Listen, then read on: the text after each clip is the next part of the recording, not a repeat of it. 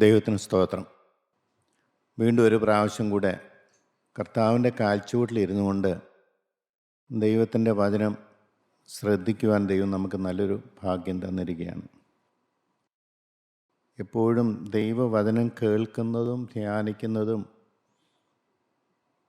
അതനുസരിക്കാൻ നമ്മുടെ ഹൃദയത്തിനുണ്ടാകുന്ന ദാഹവും അനുഗ്രഹീതമായ കാര്യമാണ്. ഈ ഭൂമിയിൽ എന്തെല്ലാം ഉണ്ടെങ്കിലും മനുഷ്യന് സമാധാനവും സന്തോഷവും ആശ്വാസം ലഭിക്കുന്നത് ദൈവത്തോട് അടുക്കുമ്പോൾ മാത്രമാണ്. ദൈവത്തിൻ്റെ ഇഷ്ടം എന്താണെന്ന് തിരിച്ചറിഞ്ഞ് അതിന് നമ്മളെ തന്നെ വിധേയപ്പെടുകയും ചെയ്യുമ്പോഴാണ് സ്വർഗത്തിൻ്റെ അനുഗ്രഹം നമ്മുടെ മേൽ ലഭിക്കുന്നത്.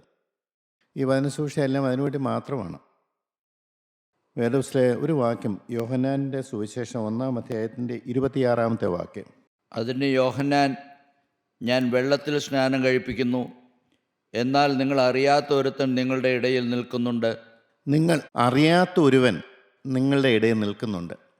യോഹന്നാൻ സ്നാപകൻ കർത്താവിൻ്റെ മുന്നോടിയാണെന്ന് പറയും. കർത്താവിൻ്റെ വേണ്ടി വഴി ഒരുക്കാനായിട്ട് ദൈവം അയച്ച പ്രവാചകനാണ്. സ്ത്രീകളിൽ ജനിച്ചവരിൽ യോഹന്നാനേക്കാൾ വലിയവൻ ആരുമില്ലെന്ന് കർത്താവ് തന്നെ പറഞ്ഞു. അപ്പോൾ യോഹന്നാൻ്റെ വരവിൻ്റെ ലക്ഷ്യം തന്നെ കർത്താവിന് വേണ്ടി വഴി ഒരുക്കുന്ന വലിയൊരു ശുശ്രൂഷയാണ്. ആ യോഹന്നാൻ തന്നെ പറയുകയാണ്, നിങ്ങൾ അറിയാത്തൊരുവനുണ്ട്, നിങ്ങൾ ഇതുവരെ കണ്ടിട്ടില്ല, കേട്ടിട്ടില്ല, അറിഞ്ഞിട്ടില്ല. നിങ്ങളെ സ്വർഗരാജ്യത്തിൻ്റെ അവകാശം തരാൻ വേണ്ടി സ്വർഗം അയച്ച ഒരുവനുണ്ട്. പക്ഷേ സങ്കടം എന്ന് പറയട്ടെ, അധികം പേര് അവനെ അറിയുന്നില്ല. പ്രിയപ്പെട്ടവർ, ഇന്നത്തെ കാലത്ത് നോക്കിയാലും അതാണ് ഏറ്റവും വലിയ സത്യം. രക്ഷയ്ക്ക് വേണ്ടതെല്ലാം ദൈവം തന്നിട്ടുണ്ട്. പഴയ നിയമകാലത്തെ പോലെ അല്ല. നമുക്ക് വചനം വ്യക്തമായിട്ടുണ്ട്. പരിശുദ്ധാത്മാവിൻ്റെ വലിയ കൂട്ടായ്മ നമുക്കുണ്ട്. സ്വർഗരാജ്യം അവകാശമാക്കാൻ ഒരു പ്രയാസവും ഇല്ല. ഒന്ന് ദാഹിച്ചാൽ മാത്രം മതി. ജീവനുള്ള ദൈവത്തെ കണ്ടെത്താനും ഒരു പ്രയാസവുമില്ല. ദൈവ വഴികൂടെ പോകാനും ഒരു പ്രയാസവുമില്ല. എല്ലാം വളരെ ലഘുവാക്കി തന്നിരിക്കുകയാണ് സ്വർഗത്തിലെ ദൈവം. പക്ഷേ സങ്കടമെന്ന് പറയട്ടെ, രക്ഷകനെ തിരിച്ചറിയാത്തൊരു ലോകം. രക്ഷകൻ ആരാണെന്നോ, രക്ഷകൻ എന്നെ സ്നേഹിക്കുന്നുണ്ടെന്നോ, എനിക്ക് വേണ്ടി വലിയ വില കൊടുത്ത് എന്നെ നേടിയെടുത്തിരിക്കുകയാണെന്നോ, സ്വർഗത്തിൻ്റെ കാര്യപരിപാടിയാണെന്നോ ഒന്നും ഈ ചെറിയ ആയുസ്സിൽ ആരും തിരിച്ചറിയുന്നില്ല. വളരെ സങ്കടകരമായ കാര്യമാണ്.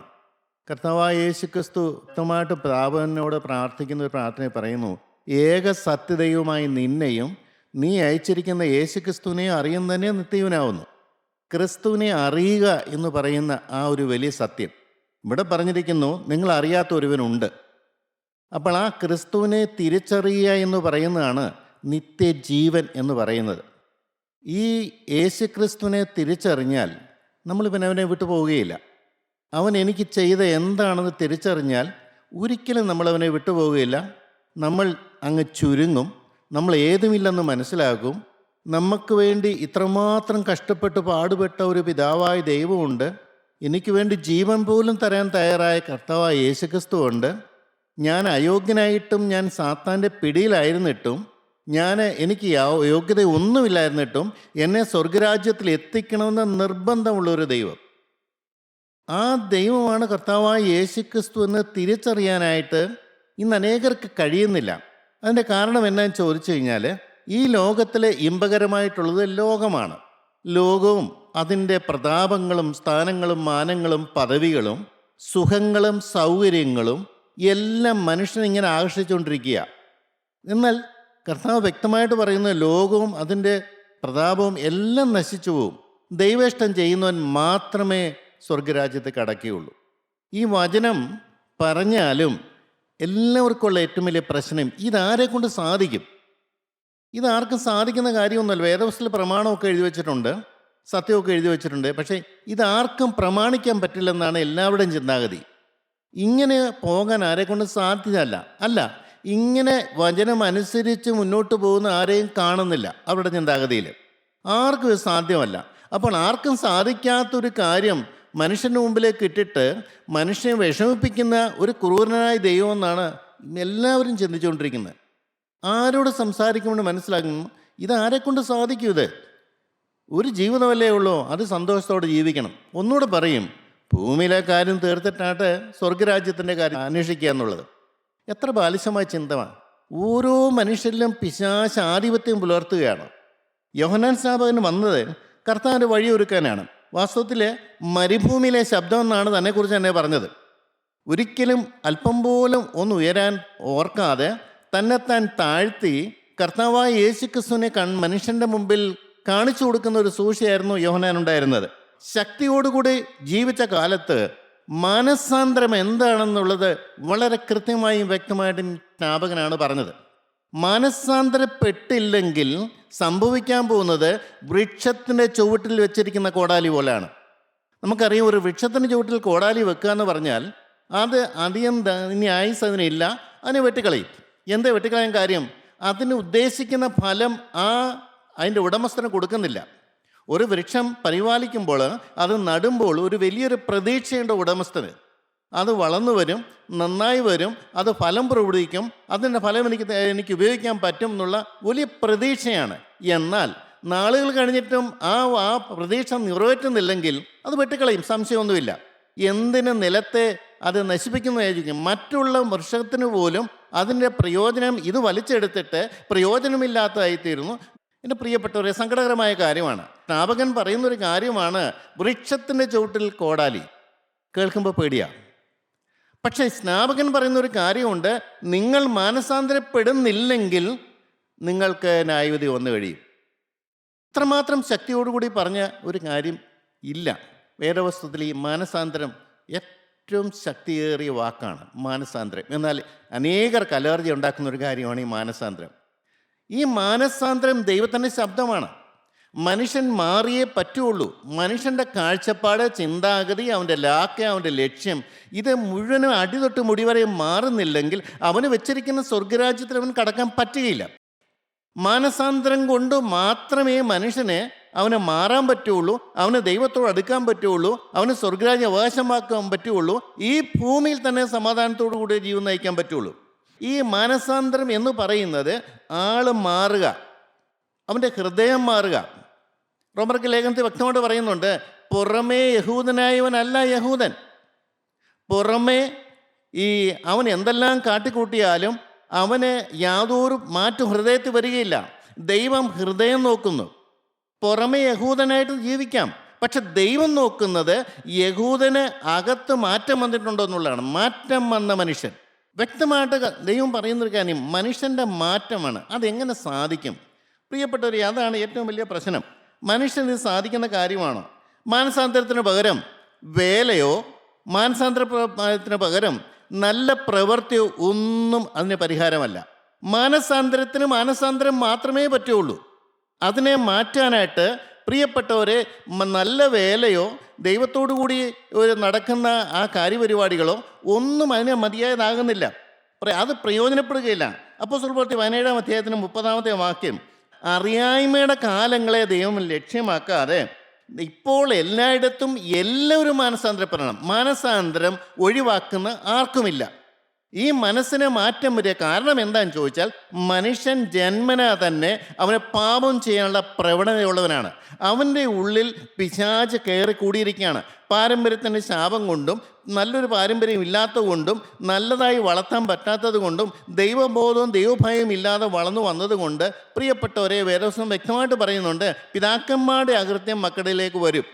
പകയ്ക്കുന്നവരിൽ, ദൈവത്തെ മാനിക്കാത്തവരിൽ, ദൈവത്തിനെ സ്നേഹിക്കാത്തവരിൽ, വചനം അനുസരിക്കാത്തവരിൽ പാരമ്പര്യമായിട്ട് ശാപം മനുഷ്യമേൽ നിൽക്കുന്നത് കൊണ്ട് എന്തു പറ്റുന്നു? മനുഷ്യൻ ജന്മനാ പാപിയാണ്. അവന് പാപം ചെയ്യാനേ അറിയുള്ളൂ. അവന് ആ പാപത്തിന് രക്ഷപ്പെടാനും സാധിക്കില്ല. അതുകൊണ്ടാണ് പറഞ്ഞ അപ്പോസ്തലർ പ്രവൃത്തി പറയുന്നത്, ഇപ്പോൾ എല്ലായിടത്തും എല്ലാവരും മാനസാന്തരപ്പെടണം. മാനസാന്തരം എല്ലാവർക്കും ഉള്ളതാണ്, അത് മാറ്റാൻ പറ്റുകയില്ല. മനുഷ്യൻ്റെ നന്മ പ്രവൃത്തി കൊണ്ടോ മനുഷ്യൻ നല്ലതായി ജീവിക്കുന്നത് കൊണ്ടോ മനുഷ്യൻ അഭിനയിക്കുന്നതുകൊണ്ടോ ഈ മാനസാന്തരം ഒഴിവാക്കാൻ പറ്റുകയില്ല. ദൈവത്തിന് സ്തോത്രം. പ്രിയപ്പെട്ടവരെ, എങ്ങനെയാണ് ഈ മാനസാന്തരം നടക്കണമെങ്കിൽ കൃത്യമായിട്ട് സ്നാപകൻ പറഞ്ഞിട്ടുണ്ട്. ഒരാളെ ചൂണ്ടിക്കാണിച്ചു തന്നു. നിങ്ങൾ അറിയാത്തൊരുവൻ നിങ്ങളുടെ ഇടയിലുണ്ടെന്ന് പറഞ്ഞ ശേഷം കുറച്ച് കഴിയുമ്പോൾ ആ സ്നാപകൻ പറയുന്നുണ്ട്, ഇതാ ഒരുവൻ. അതാരാണ്? മനുഷ്യവർഗത്തിൻ്റെ പാപം ചുമക്കുന്ന ദൈവത്തിൻ്റെ കുഞ്ഞാട്. പ്രിയപ്പെട്ടവരെ, സ്നാപകൻ്റെ ജോലി അവിടെ കഴിയുകയാണ്. സ്നാപകനെ ഏൽപ്പിച്ച ജോലി വഴിയൊരുക്കുകയാണെങ്കിലും ജനത്തിന് നടുവിൽ കൂടെ നടന്നു പോകുന്ന ആരും അറിയാത്ത ആ തച്ചൻ്റെ മകനായിരിക്കുന്ന മറിയയുടെ മകനായിരിക്കുന്ന യേശുവിനെ ചൂണ്ടിക്കാണിച്ചുകൊണ്ട് സ്നാപകൻ പറയാണ്, ഇതാ ലോകത്തിൻ്റെ പാപത്തെ വഹിക്കുന്ന ദൈവത്തിൻ്റെ കുഞ്ഞാട്. മനുഷ്യൻ്റെ പാപം വഹിക്കാൻ ഒരു മനുഷ്യർക്കും സാധ്യമല്ല. മനുഷ്യൻ്റെ ഉള്ള പാപത്തിൻ്റെ ആധിപത്യം മാറ്റുവാൻ ഒരു മനുഷ്യനെ കൊണ്ട് സാധ്യമല്ല. അത് ദൈവത്തിന് മാത്രമേ സാധിക്കുകയുള്ളൂ. മനുഷ്യൻ രക്ഷപ്പെടണമെന്നുള്ള ദൈവത്തിൻ്റെ ആഗ്രഹമാണ്. മനുഷ്യൻ സമാധാനത്തോടെ ജീവിക്കാനുള്ള ദൈവത്തിൻ്റെ ഏറ്റവും വലിയ കൊതിയാണ്. മനുഷ്യൻ ദൈവത്തെ തിരിച്ചറിയണം. മനുഷ്യനെ വേണ്ടി ദൈവം ഒരുക്കിയിരിക്കുന്ന വലിയ ഭാഗ്യം അവൻ തിരിച്ചറിയണം. അതിനാണ് അവൻ ഭൂമിയിലേക്ക്, കർത്താവായ യേശു ക്രിസ്തുവിനെ ഭൂമിയിലേക്ക് അയച്ചത്. മനുഷ്യവർഗത്തിൻ്റെ പാപം ചുമക്കാൻ ഒരു കുഞ്ഞാട് വേണം. യഹൂദ പ്രമാണപ്രകാരം മനുഷ്യൻ പാപം ചെയ്തു കഴിഞ്ഞാൽ അവൻ്റെ പാപത്തിന് പരിഹാരം വളരെ പ്രയാസമാണ്. കാരണം പാപം ചെയ്യുമ്പോൾ സംഭവിക്കുന്നത് അവൻ്റെ ആത്മാവ് മരിക്കുന്നു. ആ മരണം ഒഴിവാക്കാൻ, ആ മരണം ഒഴിവാക്കി ജീവൻ കൊടുക്കാൻ ഒന്നിനും സാധ്യമല്ല. പാപം അത്രമാത്രം ഗൗരവമാണ്. എന്താണ് ഗൗരവം? അത് ദൈവത്തെ തള്ളിപ്പറയുന്ന പ്രകൃതമാണ്. ദൈവത്തെക്കാളധികം പിശാചിനെ സ്നേഹിക്കുന്നതാണ് പാപം എന്ന് പറയുന്നത്. മനുഷ്യനിൽ പിശാച് കയറിക്കൂടിക്ക് വരുന്നത് കൊണ്ടാണ് അവൻ പാപം ചെയ്യുന്നത്. എന്നാൽ ദൈവം ആഗ്രഹിക്കുന്ന അങ്ങനെയല്ല. ദൈവത്തിൻ്റെ ആത്മാവിനെ സ്വീകരിച്ചുകൊണ്ട് പാപം കൂടാതെ ജീവിക്കാൻ കഴിയും. അങ്ങനെ ഒരു പ്രൊവിഷൻ ഉണ്ട്. ഇത് മനുഷ്യൻ തിരിച്ചറിയുന്നില്ല. അത് ഈ പാപം വഹിക്കുന്ന കുഞ്ഞാടിൽ കൂടിയാണ് പിതാവായ ദൈവം ക്രമീകരിച്ചിരിക്കുന്നത്. മനുഷ്യവർഗത്തിൻ്റെ പാപം മാറ്റുവാൻ അവനെക്കൊണ്ട് സാധ്യമല്ലാത്തത് കൊണ്ടും പാപത്തിൻ്റെ ശമ്പളം മരണമായതുകൊണ്ടും ഈ മരണം ഏറ്റെടുക്കാൻ ആരും തയ്യാറാകാത്തത് കൊണ്ടും എല്ലാവരും പാപം ചെയ്തുകൊണ്ട് ഒരു മനുഷ്യൻ്റെ പാപം ഏറ്റെടുക്കാൻ വേറൊരു മനുഷ്യൻ സാധ്യമല്ലാത്തതുകൊണ്ട് പാപം ചെയ്യാത്തൊരുവനെ ഭൂമിയിലേക്ക് ദൈവം അയച്ചു. വളരെ വ്യക്തമായിട്ട് അറിയും. എല്ലാവരും പറയും കർത്താവായ യേശു ക്രിസ്തു ദൈവമായതുകൊണ്ടാണ് ഇവിടെ പാപം കൂടാതെ ജീവിച്ചത്. തെറ്റാണത്. അവൻ ദൈവത്വം അവിടെ മുറുകെ പിടിച്ചുകൊള്ളണമെന്ന് വിചാരിക്കാതെ അവിടെ വെച്ചു. ദാസരൂപം എടുത്തു, തന്നെത്താൻ താഴ്ത്തി, വേഷത്തിൽ മനുഷ്യനെ വിളങ്ങി, വെറും മനുഷ്യനെ പോലെ അവൻ ഭൂമിയിലേക്ക് വന്നു. 33.5 കൊല്ലക്കാലം ജീവിച്ച് കാണിച്ചു കൊടുത്തു.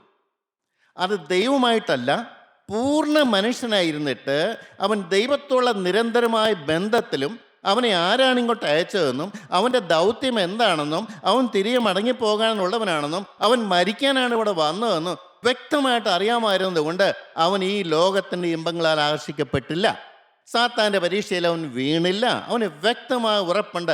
അവനും ദൈവമായിട്ടുള്ള ബന്ധത്തിൽ നിന്നുകൊണ്ട് ആ ദൈവം എന്താഗ്രഹിച്ചു, ഒരു കുഞ്ഞാടിനെ പോലെ മരിക്കാനാണെന്നുള്ള കാര്യം മനസ്സിലാക്കിയിട്ട്, എൻ്റെ പ്രിയപ്പെട്ടവരെ, വേദസ് വ്യക്തമായിട്ട് പറയുന്നു, അനേക സഹോദരന്മാരെ സ്വർഗരാജ്യത്തിലേക്ക് എത്തിക്കുന്ന വലിയൊരു ദൗത്യം മനസ്സിൽ കിടക്കുന്നത് കൊണ്ട് അവൻ സാത്താൻ അടിമപ്പെട്ടില്ല, സാത്താൻ്റെ പ്രലോഭനങ്ങളിൽ വീണില്ല.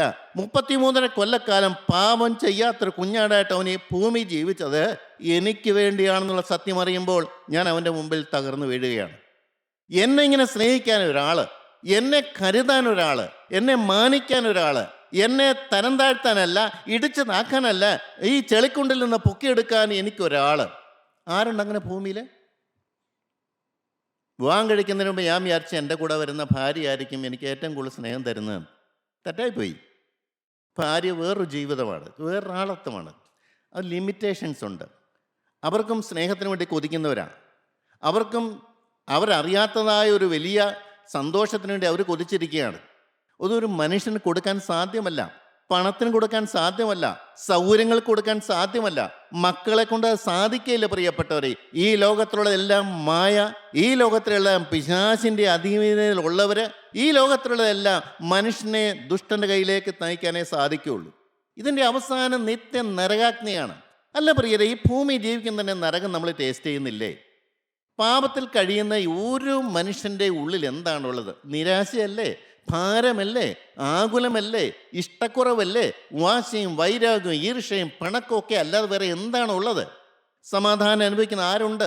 സ്വസ്ഥത അനുഭവിക്കുന്ന ആരുണ്ട്? ക്രിസ്തുവിനെ കണ്ടുകൊണ്ട് അവൻ്റെ പിന്നാലെ പോകുന്നവർ ആരുണ്ട്? എല്ലാം ചപ്പന്നും ചവറന്നെണ്ണാൻ ആരെ കൊണ്ട് കഴിയുന്നുണ്ട്? പ്രിയ സഹോദരങ്ങളെ, മനസ്സിലാക്കണം, ദാ വൃക്ഷത്തിൻ്റെ ചോട്ടിൽ കോടാലി വെച്ചിരിക്കുകയാണ്. ദൈവത്തിന് സ്തോത്രം. എന്നാൽ പ്രിയ സഹോദരങ്ങളെ, ഈ കോടാലി എടുത്തു മാറ്റാൻ ഒരുവന് കഴിയും. അതാണ് സ്നാപകൻ ചൂണ്ടിക്കാണിച്ചിരിക്കുന്നത്. ഈ ദൈവത്തിൻ്റെ കുഞ്ഞാട്, പാപം ചുമക്കും ദൈവത്തിൻ്റെ കുഞ്ഞാട്, എൻ്റെ പാപത്തിന് പരിഹാരം വരുത്താൻ വന്ന ദൈവം അയച്ച കുഞ്ഞാട്. സ്തോത്രം. അവനെ ഞാൻ കാണുന്നുണ്ടോ? അവനെ ഞാൻ അറിയുന്നുണ്ടോ? അവന് മുമ്പിലേക്ക് ചെല്ലുന്നുണ്ടോ? സാധിക്കുന്നില്ല. എത്ര വചനം കേട്ടാലും മനസ്സിലാകുന്നില്ല. ഇവൻ ആരാണെന്ന് തിരിച്ചറിയുന്നില്ല. അവൻ എന്നെ സ്നേഹിക്കുന്നുവെന്ന് മനസ്സിലാകുന്നില്ല. അവൻ്റെ അടുത്തേക്ക് ചെല്ലുന്നില്ല. അവനോട് കാര്യം തുറന്നു പറയുന്നില്ല. ആ ക്രൂശിൻ്റെ ചുവട്ടിലേക്ക് ചെല്ലാൻ ആരെ കൊണ്ടും സാധിക്കുന്നില്ല. പ്രിയരെ, എന്തു പറ്റി? എല്ലാം ശത്രു ഇങ്ങനെ ഓരോരുത്തരെയും മയക്കിക്കൊണ്ട് ലോകത്തിലേക്ക് കൊണ്ടുപോവുകയാണ്. നിങ്ങൾക്കറിയാമല്ലോ, ആ ഭൂതഗ്രസ്തനിൽ നിന്ന് ഇറങ്ങിപ്പോയ ആ പന്നികൾ കടും തൂക്കത്തോടെ പോവുകയാണ്. അവർക്കൊരു സുബോധവുമില്ല. എല്ലാവരും പോകുന്നതിൻ്റെ കൂടെ പിന്നെയും പോയിക്കൊണ്ടിരിക്കുകയാണ്. നശിക്കുകയാണെന്ന് ആരും അറിയുന്നില്ല. അതിനിടയിലാണ് സ്നാപകൻ പറയുന്നു, നിങ്ങൾ നശിക്കേണ്ട, നിങ്ങളെ സമാധാനത്തിൽ കഴിയണ്ട. നിങ്ങളുടെ വൃക്ഷത്തിൻ്റെ ചുവട്ടിൽ നിന്ന് കോടാലി മാറ്റുന്ന ഒരുവനുണ്ട്. അവനാണ് നസ്രായനായ യേശു ക്രിസ്തു. യോഹന്നാൻ സുവിശേഷം 1-ാം അധ്യായത്തിൻ്റെ 29-ാമത്തെ വാക്യത്തിലാണ് സ്നാപകൻ വിളിച്ചു പറയുന്നുണ്ട്, ലോകത്തിൻ്റെ പാപത്തെ വഹിക്കുന്ന ദൈവത്തിൻ്റെ കുഞ്ഞാട്. ദൈവത്തിന് സ്തോത്രം. പ്രിയപ്പെട്ടവരെ, അപ്പോസ്തല പ്രവൃത്തി 3-ാം അധ്യായത്തിൻ്റെ 26-ാമത്തെ വാക്യത്തിൽ നിന്ന് ഓരോരുത്തരെ അവനവൻ്റെ അകൃത്യത്തിൽ നിന്ന് തിരിച്ച് ഈ നിങ്ങളെ അനുഗ്രഹിക്കേണ്ടതിന് ദൈവം അവനെ നിങ്ങൾക്ക് നൽകിയിരിക്കുന്നു. അകൃത്യത്തിൽ നിന്ന് തിരിക്കേണ്ടതിന്. അനുഗ്രഹം എവിടെ കിട്ടണമോ, അനുഗ്രഹം വരണമെങ്കിൽ അകൃത്യം മാറിപ്പോകണം. പിശാചിൻ്റെ അവകാശം മാറിപ്പോകണം. വ്യക്തമായും കൃത്യമായും ദൈവാത്മാവ് പറയുകയാണ്, ഒരു മനുഷ്യൻ അനുഗ്രഹം കിട്ടണമെങ്കിൽ അവനിൽ നിന്ന് ബാധകൾ മാറിപ്പോകണം, അവനിൽ നിന്ന് അന്ധകാരം മാറിപ്പോകണം, പിശാചിൻ്റെ ആധിപത്യം മാറിപ്പോകണം. അതാണ് അനുഗ്രഹം എന്ന് പറയുന്നത്. ദൈവത്തിന് സ്തോത്രം. അപ്പോസ്തല പ്രവൃത്തി 4-ാം അധ്യായത്തിന് 12-ാമത്തെ വാക്യത്തിൽ പറയുന്നത്, മറ്റൊരുത്തനിൽ രക്ഷയില്ല, രക്ഷിക്കപ്പെടുവാൻ ആകാശത്തിൻ്റെ കീഴിൽ മനുഷ്യരുടെ ഇടയിൽ നൽകപ്പെട്ട വേറൊരു നാമവുമില്ല. വളരെ കൃത്യമാണ് പറയുന്നത്. യേശു ക്രിസ്തുവിൽ കൂടിയാണ് രക്ഷ. കൂട്ടായ്മയിൽ കൂടെ അല്ല രക്ഷ, ദൈവവൈദങ്ങളിൽ കൂടെ അല്ല രക്ഷ, വേലയിൽ കൂടെ അല്ല രക്ഷ. യേശു ക്രിസ്തുവിൽ കൂടെയാണ് രക്ഷയെന്ന് പറയുന്നത്. അവനാണ് പാപത്തിന് പരിഹാരം വരുത്തത്. അവനെയാണ് പിതാവായ ദൈവം ഡെപ്യൂട്ട് ചെയ്തത്. സകല മനുഷ്യരെയും ന്യായം വിധിക്കാനുള്ള അവകാശം അവനാണ് എൻ്റെ പാപം ചുമന്നത്. അവനാണ് എൻ്റെ പാപത്തിന് പരിഹാരം വരുത്തത്. അവൻ്റെ പ്രാർത്ഥന കൊണ്ടാണ്, പിതാവായ ദൈവത്തോട് പ്രാർത്ഥിക്കുന്നതുകൊണ്ടാണ് എൻ്റെ ബന്ധനം അഴിയുന്നത്. അവൻ പ്രാർത്ഥിച്ചാൽ മാത്രമാണ് എൻ്റെ മേൽ പരിശുദ്ധാത്മാവ് വരുന്നത്. പാപം ക്ഷമിച്ചു കിട്ടിയാലും ഇനിയും പാപത്തിൽ ജീവിക്കാതിരിക്കണമെന്നുണ്ടെങ്കിൽ ദൈവത്തിൻ്റെ പരിശുദ്ധാത്മാവ് എൻ്റെ മേൽ ഇറങ്ങി വരണം. യേശു ക്രിസ്തു വ്യക്തമായിട്ട് പറയും, ഞാൻ പിതാവിനോട് ചോദിക്കും, സത്യത്തിൻ്റെ ആത്മാവെന്നൊരു കാര്യസ്ഥനെ എന്നേക്ക് നിങ്ങളോടുകൂടി അയക്കേണ്ടതിന് അവൻ നിങ്ങൾക്ക് തരും. എൻ്റെ പ്രിയ സഹോദരങ്ങളെ, നിങ്ങൾക്ക് ഈ പാപക്ഷമ കിട്ടിയോ? യേശു ക്രിസ്തുവിന്റെ പരിശുദ്ധ രക്തം നിങ്ങളുടെ മേൽ വീണുവോ? നിങ്ങളുടെ ബന്ധനങ്ങൾ അഴിഞ്ഞുവോ? സാത്താൻ എന്നേക്കുമായി നിങ്ങളെ വിട്ട് ഓടിപ്പോയിട്ടുണ്ടോ? അവിടെ പരിശുദ്ധാത്മാവിൻ്റെ കുടിയിരിപ്പ് ഭവനമായി മാറിയോ? ഇത് മനുഷ്യൻ ചെയ്യേണ്ട ഒരു കാര്യമാണ്. ഇത് ദൈവത്തിന് ചെയ്യാൻ പറ്റില്ല. ദൈവത്തിന് മനുഷ്യൻ സഹായിക്കാൻ പറ്റുന്നുണ്ടെങ്കിലും മനുഷ്യൻ്റെ കൺസെൻ്റ് ഇല്ലാതെ, മനുഷ്യൻ്റെ അനുവാദമില്ലാതെ ഒരു മനുഷ്യൻ്റെ മേലും രക്ഷ കൊടുക്കാൻ സാധ്യമല്ല. ഒരു മനുഷ്യനും പരിശുദ്ധാത്മാവിനെ കൊടുക്കാൻ സാധ്യമല്ല. പ്രിയപ്പെട്ടവരെ, ദൈവത്തിന് പോലും ഒരു മനുഷ്യൻ അനുവാദം കൊടുക്കാതെ പരിശുദ്ധാത്മാവിനെ അവൻ്റെ മേലിറക്കാൻ സാധ്യമല്ല. പ്രിയ സഹോദരങ്ങളെ, പരിശുദ്ധാത്മാവില്ലാതെ എങ്ങനെ മുന്നോട്ട് ജീവിക്കാൻ പറ്റും?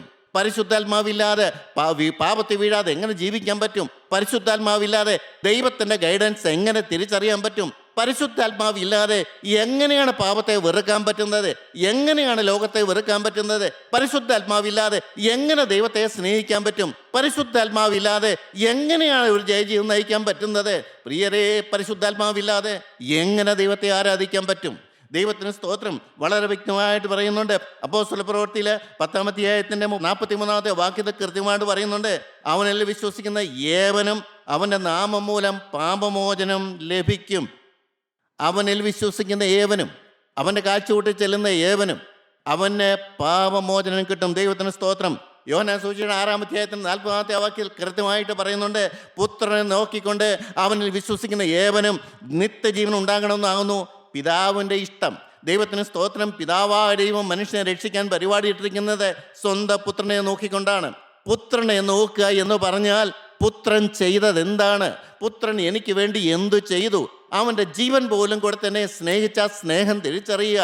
അവൻ പാപത്തെ വെറുക്കുന്നവനാണ്, പാപത്തെ മാറ്റുന്നവനാണ്. അവൻ തൻ്റെ ജനത്തെ അവരുടെ പാപങ്ങളിൽ നിന്ന് വിടുവിക്കാനിക്കൊണ്ട് അവൻ യേശു എന്ന് പേർ വിളിക്കണം. യേശു ക്രിസ്തു വന്നത് പാപം മാറ്റാനാണ്. യേശു ക്രിസ്തു വന്നത് എന്നെ രക്ഷിക്കാനാണ്. അത് എത്ര പേര് തിരിച്ചറിയുന്നുണ്ട്? പ്രിയപ്പെട്ടവരെ, ദൈവത്തെ സ്നേഹിക്കാൻ അനേകർക്കും കഴിയുന്നില്ല. എന്തുകൊണ്ട്? ഹൃദയം മുഴുവൻ ലോകം നിറഞ്ഞിരിക്കുകയാണ്. ലോകത്തോടാണ് ചായ്വ്, ലോകത്തോടാണ് താല്പര്യം. ഈ ലോകത്തിൻ്റെ വസ്തുവകളോട്ട് നമ്മുടെ താല്പര്യം പോവുകയാണ്. നമുക്ക് ആത്മീയമായി മുന്നോട്ട് പോകാൻ ഒരു അനുകൂല സാഹചര്യം എവിടെയാണ് ഞാനാണ് തീരുമാനിക്കേണ്ടത്. ഞാനും പലപ്പോഴും പറയാറുണ്ട്, സോതോമിൽ ആത്മീയനായി ജീവിക്കാൻ വളരെ പ്രയാസമാണ്. അപ്പം നമ്മൾ പോകുന്ന സ്ഥലവും താമസിക്കുന്ന സ്ഥലവും വളരെ പ്രധാനപ്പെട്ട കാര്യമാണ്. ഇതെല്ലാവർക്കും ഇഷ്ടപ്പെടില്ല ഞാനിങ്ങനെ പറയുമ്പം. ദൈവത്തിന് സ്തോത്രം. സാഹചര്യങ്ങൾ പോലും ആദ്യത്തെ കുറേ കാലം വളരെ നാം സൂക്ഷിച്ചേ പറ്റുള്ളൂ. അനുകൂല കാലാവസ്ഥയിലേക്ക് നാം തെറ്റിപ്പോകും. പെട്ടെന്ന് പിടിച്ചു നിൽക്കാൻ നമുക്ക് പറ്റുകയില്ല. ഞാൻ കേട്ടിട്ടുണ്ട്, പണ്ട് ഒരു ചെറിയ മെഴുകുതിരിയും കൊണ്ട് വെളിയിലേക്ക് പോയാൽ വളരെ പ്രയാസമാണ്, കാറ്റടിച്ചാൽ കെട്ടുപോകും. എന്നാൽ നല്ല ഇലക്ട്രിക് ബൾബാണേലോ വെളിയിലേക്ക് ഇറങ്ങി കാറ്റടിച്ചാലും ഒരു കുഴപ്പവുമില്ല, അതിന് പ്രൊട്ടക്ഷൻ ഉണ്ട്. ആദ്യകാലങ്ങളിൽ അനുകൂല സാഹചര്യം ഇല്ലെങ്കിൽ നമ്മൾ വീണു പോകും. ഞാനാണ് തീരുമാനിക്കേണ്ടത് എവിടെയാണ് ഞാൻ ജീവിക്കേണ്ടത്, എവിടെയാണ് ഞാൻ കഴിയേണ്ടത്. ദൈവത്തിൻ്റെ പരിശുദ്ധാത്മാവ് കാണിച്ചു തരും, കരം പിടിച്ച് വഴി നടത്തും. ദൈവത്തിന് സ്തോത്രം. പുത്രനെ നോക്കിക്കൊണ്ട് അവനിൽ വിശ്വസിക്കുന്ന ഏവനും നിത്യജീവൻ പ്രാപിക്കണമെന്നുള്ളതാകുന്നു പിതാവിൻ്റെ ഇഷ്ടം. പിതാവായ ദൈവം ഒരു കാര്യപരി വിടയിച്ചിട്ടുണ്ട്. അവനെ നോക്കുക, അവൻ നിനക്ക് പരിഹാരം തരും. അവനെ വിളിക്കുക, എൻ്റെ ഹൃദയത്തിലേക്ക് ഇറങ്ങി വരാൻ പറയണം. എന്നെ നയിക്കണമേ, നടത്തണമേ, കുറവുകൾ കാണിച്ചു തരണമേ, എൻ്റെ തെറ്റെനിക്ക് കാണിച്ചു തരണമേ, എൻ്റെ പാപം ക്ഷമിച്ചു തരണമേ, പാപത്തിൻ്റെ ആഴത്തിലുള്ള ടെൻഡൻസി മാറ്റിത്തരണമേ, വേരുകൾ മാറ്റിത്തരണമേ. ഞാൻ ഈ അടുത്ത കാലത്തൊക്കെയും പേടിച്ചൊരു വിഷയമുണ്ട്. പാപം പ്രവൃത്തിയിൽ മാറിയാൽ പോരാ, ചിന്തയിലും വികാരത്തിലും ആഗ്രഹത്തിലും സ്വപ്നത്തിലും മാറിയാൽ പോരാ, ആളത്തത്തിൻ്റെ അടിമനസ്സിൽ പോലും ഞാൻ അറിയാതെ കിടക്കുന്ന പാപമുണ്ട്. മോശയ്ക്ക് പറ്റിയ അബദ്ധം എന്താണ്? 40 കൊല്ലക്കാലം ദൈവത്തോടു കൂടി നടന്നു, തേജസ്സേറിയ ശുശ്രൂഷ ചെയ്തു. മോശയെപ്പോലെ പ്രവാചനം ഉണ്ടായിരുന്നില്ല, അതിന് മുമ്പുണ്ടായിരുന്നില്ല, പിമ്പും ഉണ്ടായിരുന്നില്ല. ദൈവം സർട്ടിഫിക്കറ്റ് കൊടുത്തു, മോശയെപ്പോലെ സൗമ്യനായ മനുഷ്യൻ ആരുമില്ലെന്ന്. പക്ഷേ ആ സർട്ടിഫിക്കറ്റിന് പ്രകാരം ജീവിതത്തെ സൂക്ഷിക്കാനുള്ള ഉത്തരവാദിത്തം മോശയ്ക്കുണ്ടായിരുന്നു. മോശ ചിന്തിച്ച്, ഞാൻ ദൈവത്തോടു കൂടിയല്ല നടക്കുന്നത്, ദൈവത്തിൻ്റെ വേലയല്ലേ ചെയ്യുന്നത്, 6 ലക്ഷം ജനത്തെ ഞാൻ വിടുവിക്കാൻ ദൈവം എന്നെയല്ലേ എടുത്ത് ഉപയോഗിച്ചത്, സമാഗമന കൂടാരത്തിനകത്തേക്ക് പോകാനുള്ള ആ ഉദ്യോഗം എനിക്കല്ലേ തന്നത്, ജനങ്ങളെല്ലാം താന്താങ്ങളുടെ കൂടാരങ്ങൾ വെളിയിൽ നിൽക്കുമ്പോൾ എന്നെ മാത്രം സമാന കൂടാരത്തിലേക്ക് കയറ്റുന്നു, എന്നോട് ദൈവം അഭിമുഖമായി സംസാരിക്കുന്നു. ഒത്തിരി കാര്യങ്ങൾ മോശയ്ക്ക് പറയാനുണ്ട്. മോശ ചിന്തിക്കുകയാണ്. പക്ഷേ മോശയുടെ ശുദ്ധീകരണം പ്രാപിക്കുന്ന കാര്യം മോശ മറന്നുപോയി. വേലയല്ല പ്രധാനപ്പെട്ടത്. ദൈവത്തിന് വേറെ ആളെ ഇല്ലാത്തപ്പോൾ ദൈവം എടുത്ത് ഉപയോഗിച്ചെന്നിരിക്കും. പക്ഷെ നീ അറിയണം, നിൻ്റെ ഹൃദയത്തിനകത്ത് അടിമനസ്സിൽ ആ മിസ്രൈമിനെ കൊന്ന ആ കോപം അവിടെ കിടപ്പുണ്ട്. മിസ്രൈമിനെ അടിച്ചു കൊന്നു, ആരും അറിഞ്ഞില്ല. വർഷങ്ങൾ കഴിഞ്ഞു അതൊക്കെ മാറിയെന്നാണ് വിചാരിച്ചത്. ഇല്ല പ്രിയരെ, ഒന്നൊന്നും മാറിയിട്ട് ആ ആളത്തെ അവിടെ കിടപ്പുണ്ട്. അത് അടിയെ കിടക്കുകയാണ്, ഒരു മനുഷ്യനും അറിഞ്ഞിട്ടില്ല. പിശാചിൻ്റെ ഏറ്റവും വലിയ തന്ത്രം എന്താണെന്ന് ചോദിച്ചാൽ, പുറമേയുള്ള പാപമില്ലെങ്കിൽ ഒരു കുഴപ്പമില്ലെന്നുള്ള ചിന്ത വരും. ശുശ്രൂഷകൾ ചെയ്യുന്നില്ലേ, ആ ചിന്ത വരും. നിനക്കൊരു കുഴപ്പമില്ലെന്ന് ചിന്ത വരും. എൻ്റെ ദൈവത്തിന് സ്തോത്രം. ആ കനാൻ ദേശത്തേക്ക് അടുക്കുന്ന മുമ്പാണ് മോശയ്ക്ക് ദേഷ്യം വന്നത്, കോപം വന്നു, മത്സരം വന്നു, അനുസരണക്കേട് വന്നു. ഇതെവിടുന്ന് വന്നു? സങ്കടമല്ലേ? മോശ കരഞ്ഞു പ്രാർത്ഥിക്കുന്ന, കർത്താവേ ഒന്നങ്ങോട്ട് കടക്കാൻ അനുവാദം തരണം, നീ അക്കാര്യം മിണ്ടണ്ടെന്ന് പറഞ്ഞു. കർത്താവിന് സങ്കടം. എന്നാൽ മോശയോട് ഈ പാവം പറഞ്ഞോ, ഇങ്ങനൊരു പാപം ഉണ്ടെന്ന് ദൈവം പറഞ്ഞോ? ഇല്ല. അത് തന്നെത്താൻ തിരിച്ചറിയണം, തന്നെത്താൻ മനസ്സിലാക്കണം. എൻ്റെ ആളത്തം എന്തായിരുന്നു, എവിടെ നിന്നാണ് എന്നെ കോരിയെടുത്തത്, വെട്ടിയെടുത്ത പാറയും കുഴിച്ചെടുത്ത കനുകറുമ്പോൾ മനസ്സിലാക്കണം. ദാവീദ് ആട്ടിനെ ഓടിക്കൊണ്ട് പാട്ടുപാടി നടക്കുന്ന ദാവീദ് 40-45 വയസ്സ് കഴിഞ്ഞപ്പോൾ ഒരു സ്ത്രീ കുളിക്കുന്നത് കണ്ടപ്പോൾ തകർന്ന് തരുമണായിപ്പോയി. എന്താ ഇതിൽ നിന്ന് നമുക്ക് പഠിക്കാനുള്ളത്? ദാവീദിനെ കുറ്റം പറയാനല്ല, മോശയെ കുറ്റം പറയാനല്ല. ആളത്തത്തിൽ അടിമനസ്സിൽ കിടപ്പുണ്ട്. മരിക്കുന്നവരേ മനുഷ്യനെ ഓർത്ത് ദൈവസനെ കടന്ന് വിലപിക്കണം.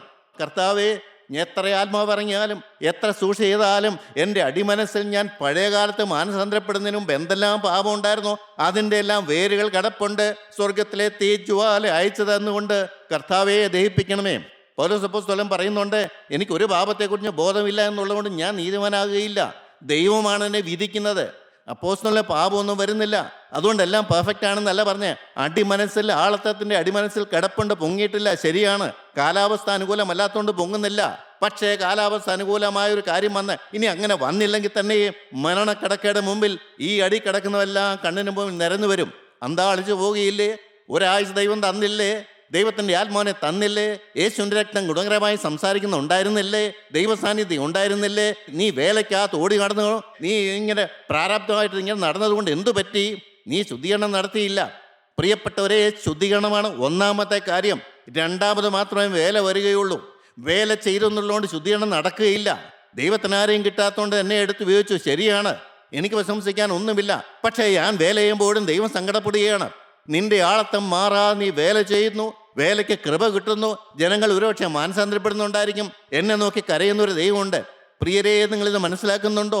ആഴത്തിലുള്ള ശുദ്ധീകരണം, അതെ, നോക്കിയാൽ മതി. മാനസാന്തരപ്പെടുന്നതിന് മുമ്പ് എനിക്ക് എന്തെല്ലാം പാപം ഉണ്ടായിരുന്നു, അതിൻ്റെ എല്ലാം വേരുകൾ ഇപ്പോഴും കിടപ്പുണ്ട്. ഇത് കഴുകാൻ വേണ്ടി നിരന്തരം മുട്ടിപ്പായി പ്രാർത്ഥിക്കുക, നിരന്തരം ദൈവത്തോട് പ്രാർത്ഥിക്കുക. കർത്താവേ, ഈ വേര് മാറ്റിക്കളയണമേ. പുതിയ സൃഷ്ടി എന്ന് പറഞ്ഞ് എന്താണ്?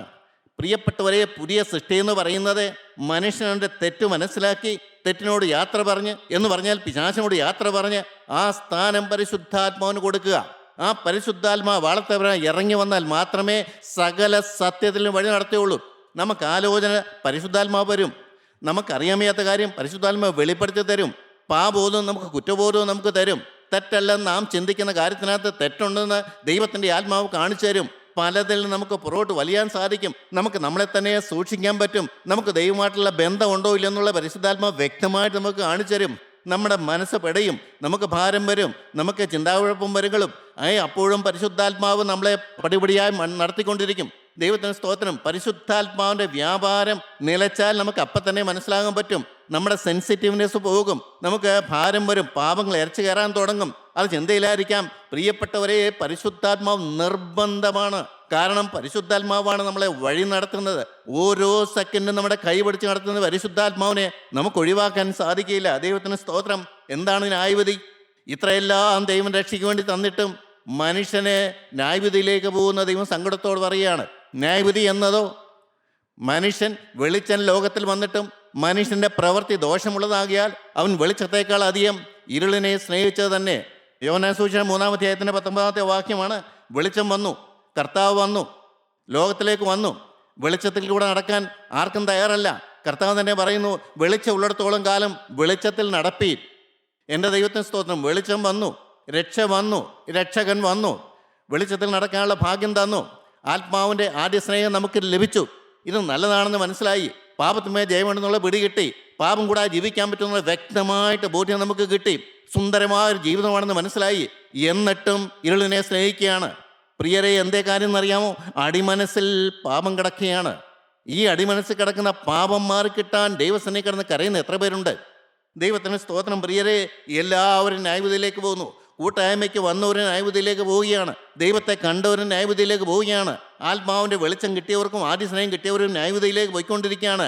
വെളിച്ചം നല്ലതാണെന്ന് കണ്ട് വെളിച്ചത്തിനോട് ചേരാൻ പറ്റുന്നില്ല, വെളിച്ചത്തെ ഹൃദയത്തിലേക്ക് സ്വീകരിക്കാൻ പറ്റുന്നില്ല, വെളിച്ചത്തിന് വേണ്ടി ജീവിതം വേർതിരിക്കാൻ പറ്റുന്നില്ല, സ്വർഗരാജ്യത്തിന് വേണ്ടി ജീവിതത്തിലുള്ള പലതും വിട്ടുവരാൻ സാധിക്കുന്നില്ല. യോഹന്നാൻ സുവിശേഷം 9-ാം അധ്യായത്തിൽ 39-ാമത്തെ വാക്യം നമുക്ക് വായിച്ചു നോക്കാം. കാണാത്തവർ കാണുവാനും കാണുന്നവർ കുരുടരാകുവാനും ഇങ്ങനെ ന്യായവിധിക്കായി ഞാൻ ഇഹലോകത്തിൽ വന്നു. ദൈവത്തിന് സ്തോത്രം. കർത്താവ് വന്നു. അത് മൂലക്കല്ലായിട്ട് നമുക്ക് അവനെ സ്വീകരിക്കാം, അടിസ്ഥാനം വിട്ട് പണിയാം, അല്ലെങ്കിൽ ഇടർച്ചക്കല്ലായിട്ട് മാറാം. എന്താ കർത്താവ് പറഞ്ഞറിയാമോ? കാണാത്തവർ കാണും, കാണാത്തവരുടെ കണ്ണു തുറക്കും. യേശുവിനെ കാണാത്തവർക്ക് യേശുവിനെ കാണിച്ചു കൊടുക്കും. 2, കാണുന്നവർ കുരുടനാകുക. എൻ്റെ ദൈവത്തിന് സ്തോത്രം. യേശുവിനെ കണ്ടിട്ടും അവനെ അംഗീകരിക്കാനോ സ്വീകരിക്കാനോ കോടാലി വൃക്ഷത്തിന് ചോട്ടിൽ നിന്ന് മാറ്റുവാനോ അവനെ കൊണ്ട് അവർ പ്രയോജനപ്പെടുത്തുന്നില്ല, അവനെ തള്ളിക്കളയുന്നു. എൻ്റെ ദൈവത്തിന് സ്തോത്രം.